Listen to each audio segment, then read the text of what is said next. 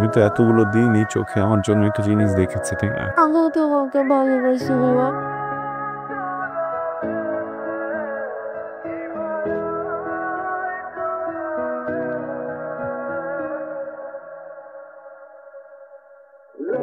চুপচাপ, একদম শান্ত, মায়া ঘেরা চোখ, চাহনিতে অভিযোগ।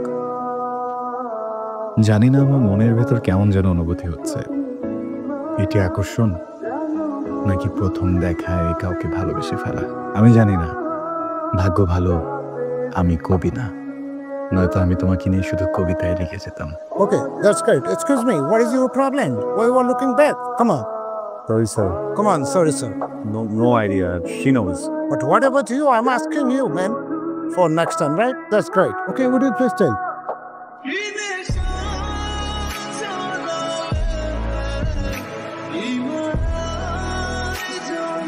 সে চুপচাটে আর থামে না, মেঘেদেরও কি রাজ মন খুব বেশি ভালো না। তবু নির্গাতে ফুল ফোটে না, খুব অস্থির লাগে মনে হয় ভালোবাসে না, ভালোবাসে। হ্যালো, তোমার পড়াশোনার খবর কি? শেষ হয়েছে? বলতে পারছি না। আমি তো অপেক্ষা করছি তুমি আমার বিজনেসে জয়েন করবে। দেখা যায় তোমার কাছে তো আমার একটা এক্সপেকটেশন আছে, এই কথাটা সবসময় মনে রেখো। সবার প্রতি এক্সপেকটেশনস থাকে। স্কুলে, কলেজে, ইউনিভার্সিটিতে, সবার সামনে, ফ্রেন্ডসের সামনে কি উত্তর দিল না দিল কিছুই তো যায় আসে না, রাইট? ফোনটা রাখছি। Madam let's thank you sir, by.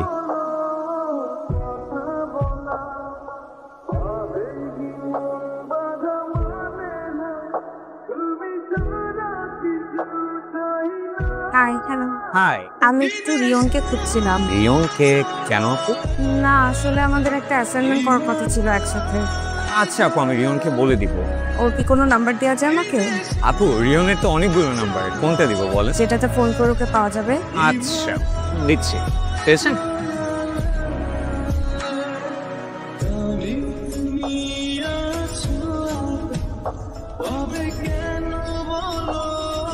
Hello, রিয়ন, বলুন। আচ্ছা সাজিন বললো তুমি আমার নাম্বার খুঁজছিলে। আচ্ছা, কথা জানতেছে, স্ট্রেট কথায় আসি। কালকে এই ক্লাসে যাচ্ছ? হ্যাঁ যাচ্ছি তো। তোমার ক্লাস নাই? আমি গ্রুপে শুনলাম যে সবগুলো ক্লাস পোস্টপোন হয়েছে। ও তাই? ওকে, আমি এখনই দেখছি। এক কাজ করি, আমরা ক্যাম্পাসে যদি সুযোগ না হয়, যেহেতু সবকিছু বন্ধ, আমরা বাইরে একটা গুড প্লেস আছে যেখানে আমরা অ্যাসাইনমেন্ট করতে পারি। ওকে, আমি সময় মতো চলে আসবো। See you tomorrow. বাই। জায়গাটা খুব সুন্দর, কিন্তু এই জায়গাটা কি অ্যাসাইনমেন্টের জন্য পারফেক্ট? সত্যি কথা বলবো, বলো। পড়াশোনার জন্য এই জায়গাটা একদমই ঠিক না। ইরা, আমি কি তোমাকে জানতে পারি?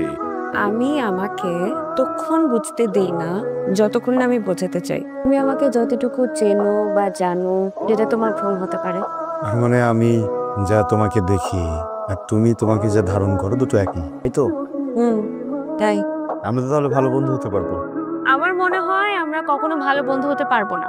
তুমি স্মার্ট, বড় বাবার ছেলে, গাড়ি হাঁকি ইউনিভার্সিটি আসো, এক্সট্রোভার্ট, আর তোমার যে বয়সে বড়।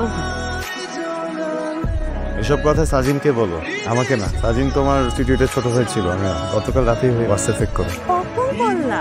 আমি তো বড় লোকের ছেলে, গাড়ি হাঁকিয়ে বেড়াই। এই হাঁকানোর মাঝে মাঝে সাধারণ মানুষের মতো কিছু কাজ করি।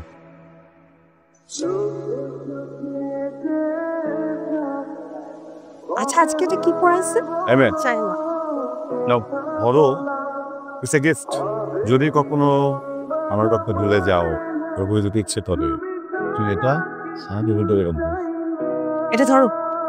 যদি আমার তোমাকে কখনো ভুলে যেতে ইচ্ছা করে, তখন চেয়ে নেব।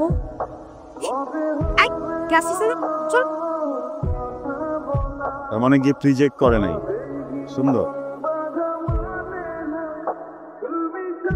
কি হলো? কিছু না। কিছু তো একটা হয়েছে না? বলো তো একাকিত্বের মানে কি?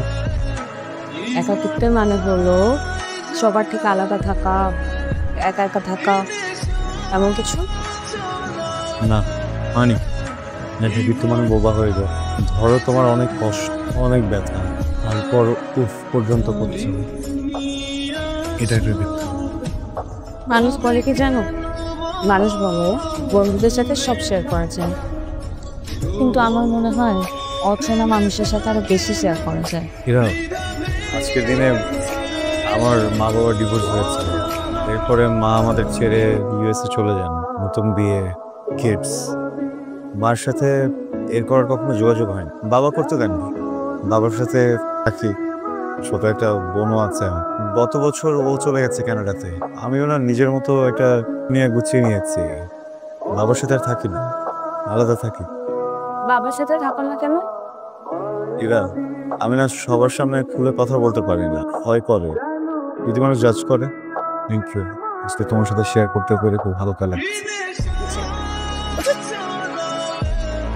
আমি জানি আমরা বন্ধু, তুমি মানো বা না মানো তা নিয়ে আমি ভাবছি না। আমি এটাও ভাবতে শুরু করেছি এটা বন্ধুত্বের চেয়েও একটু বেশি। তোমাকে সামনাসামনি কথাগুলো বলে বিব্রত করতে চাই। আমি জানি এটা আকর্ষণ না, এটা মোহও না, এটা ভালোবাসা। দুটো মানুষ কি একসাথে ভালো থাকতে পারে না? ইরা,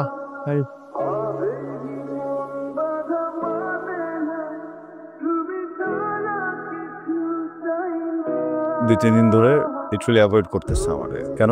মামা এত মেয়ে থাকতে ওর প্রেমেই তোর পড়া লাগলো কেন? যে পৃথিবীতে করার মতো এত কাজ থাকতে এই মেয়েটার আমাকে অ্যাভয়েডই করতে হইলো কেন? সিনিয়ররা বুঝাতে প্রেম করতে গেছো, এখন বলছো তুমি তোর রুমে বাতি জ্বলছিল, তাই তোর বাবা আমাকে পাঠালো তোর কিছু হয়েছে কিনা দেখতে। বাবা ঘুমিয়েছে? না, বাবাকে বলো অনিয়ম। তোর বাবা তো প্রতিনিয়ত নিজেকে দোষ দিয়ে যাচ্ছে। তোর জীবন তোর আগুন তোকে সে খুন করেছে, কোনো কিছুতে কারো দোষ নেই, সবই নিয়তে বুঝবো। আল্লাহ হয়তো আমার জন্য এরকমই রাখছে, আমরা বুঝতে পারিনি। ইরা, একটু কথা বলতাম প্লিজ। উঠতে হবে না, 2 মিনিট কথা বলবো। তুই একটু শক্ত, আমি বল। সমস্যা? কোনো সমস্যা নাই। আমি কোনো ভুল করেছি? কিচ্ছু করো নাই। অ্যাভয়েড করছো কেন? কখন অ্যাভয়েড করলাম? দেখো, দুইটা মানুষের ম্যাচ, চোখ লুকানো বা কথা লুকানো কিছু এগিয়ে চলা মানে। রিয়ন, তুমি খুব আবেগী হয়ে যাচ্ছ। এত আবেগ তোমাকে মানায় না। মানুষ আবেগপ্রবণ হবে, এটা তো স্বাভাবিক, তাই না?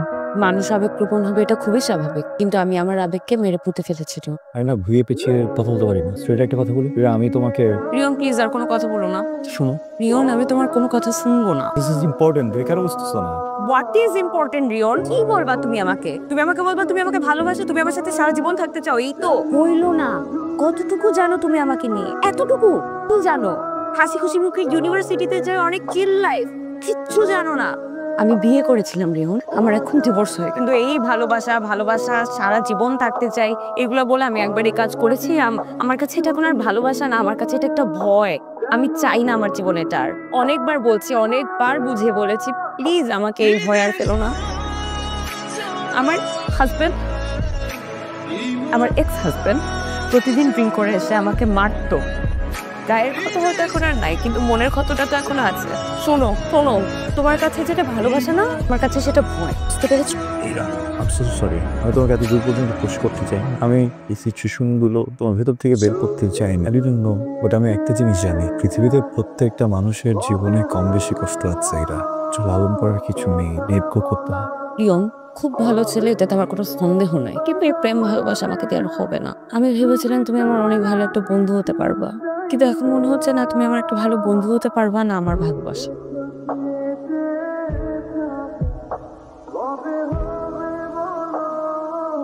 খুবই ভালো লাগছে, শেষ পর্যন্ত তুই অফিসে জয়েন করছিস, দায়িত্ব নিচ্ছিস। চল বাসায় চল। না, কালকে যাবো একেবারে। তো আমি গেলাম। সাবধানে। ওকে, একটু সাবধানে নিয়ে আস। আচ্ছা, তুই কি আরেকবার ভেবে দেখবি? মা, তোমাকে তো আমি সবই বললাম, প্লিজ আমাকে আর বলবো না। আমি আমার ওকে থেকে একবারে বের হতে পারছি না। অন্যের কোনো কিছু, কোনো দায়ভার আমার পক্ষে নেওয়া সম্ভব না। হ্যালো হীরা, ওকে। রিয়নে আমার চাকরি হয়েছে চট্টগ্রামে, আমি কাল চলে যাব। ট্রাই করো তো, ঢাকা তো ভালো জব হবে। এত দূরে যাওয়াটা কি জরুরি? হ্যাঁ হীরা, আচ্ছা কাছে কেউ চলে যেতে চাইলে কান্না কেন আসে? যে আমার এগুলো না বললে হয় না? না হয় না, তুমি তো তোমার মতো চলে গেলেই পারতে, তাই না? আমাকে বলার কি দরকার ছিল? তুমি তোমার কে? তুমি আমার কেউ। গুড, চলে যাও, কিন্তু একটা আফসোস রয়ে যাবে, আমাদের সম্পর্কটার কোনো নাম দেওয়া হলো না। সব সম্পর্ক নাম হলে তুমি জানো আমি তোমার কে, আমি জানি আমি তোমার কে। আমি কি একটা প্রশ্ন করতে পারি? আচ্ছা, আমরা দুইটা মানুষ তো অনেকটা সময় একসাথে পার করেছি, তাই না? কত জায়গায় গিয়েছি, কত গল্প করেছি। এই পুরোটা সময় আমার জন্য কি তোমার ভিতরে একবারও ভালোবাসা কাজ করেনি? আমি তোমাকে অনেক পছন্দ করি রিয়ন, এটার আরেকটা নাম হয়তো ভালোবাসি, কিন্তু আমি এই মোহে আর ঢুকতে চাই না। আমার সাথে অলওয়েজ এটাই হয়, বুঝছো? ফার্স্টে মা, ফ্যামিলি, বাবা, আর এখন তুমি। আমি ভাবতে চাই না ওইটা নিয়ে, প্লিজ। সব মানে না রিয়ন। শোনো প্লিজ। মানুষের একটা প্রবলেম হয়, তাই না? হ্যাঁ, দুর্ঘটনা ঘটে, এটাকে আটকে ধরতে কিছু নেই, তাই না? দেখো, ভালোবাসা না অনেক কিছু পাল্টে ফেলতে পারে। যেও না প্লিজ। আমি না কারণটা হারাই ফেলবো, উৎসভাবে থাকে বেঁচে থাকার কারণটা হারাই ফেলবো, প্লিজ যেও না। রিয়ন, আমাকে যেতে হবে। এরা প্লিজ, তোমার যেখানে ইচ্ছা যাও, আমি আটকাবো না। কোথায় যাচ্ছ, কেমন আছো, কিভাবে আছো, কখন জিজ্ঞেসও করবো না। একটা জিনিস চাইবো, আমি তো এতগুলো দিন এই চোখে আমার জন্য একটা জিনিস দেখেছি, তাই না? মুখ দিয়ে একবারই কথাটা বলে যাও না প্লিজ। একটা কারণ দিয়ে যাও যেটা আঁকড়ে ধরে থাকতে পারবো, প্লিজ। ইরা আমি প্লিজ, ইরা। আমিও তোমাকে ভালোবাসি রিয়ন, প্লিজ বাবাকে যেতে দিও না। আমি পুরোভাবে আমার মনকে বুঝতে পারছি না। ইরা, আমি তোমাকে বুঝি। আমি কথা দিচ্ছি, আমার বেস্ট ফ্রেন্ড হয়ে থাকবো, কোনো কষ্ট দিব না। আমার জীবনের প্রত্যেকটা মুহূর্ত তোমাকে, তোমার ভালোবাসাকে নিজের ভিতরে লালন করবে। এ থেকে 5 বছর পরে যখন ওর কথা মনে করবা, আর কখনো কম কষ্ট হবে না। Please, love you.